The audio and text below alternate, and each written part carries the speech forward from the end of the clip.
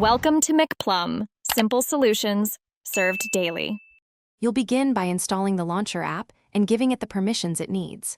First, confirm your Android version and free space so the app can install and run without crashes. Next, open the Play Store or App Gallery, search the launcher, and tap Install. Once done, open the app to accept its initial permissions and walkthrough. Make sure to allow notifications and storage if prompted, because those enable icon packs and backups. Don't skip the default app prompt when it appears. Now you set the launcher as your default home to replace the old one. Go to Settings, then Apps, and find Default Apps or Home app. Select the new launcher. Once set, press Home and back to confirm expected behavior. Then dive into the launcher's own settings.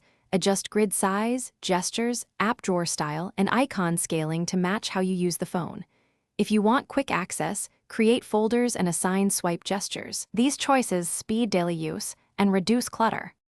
Finish by restoring widgets and rearranging home screens to your preferred layout.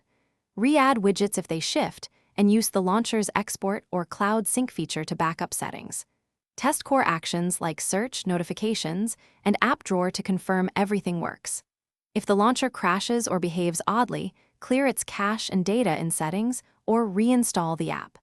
Make sure required permissions are enabled. If persistent issues remain, switch back to the original launcher and retry later. Thanks for watching. Stay juicy and subscribe.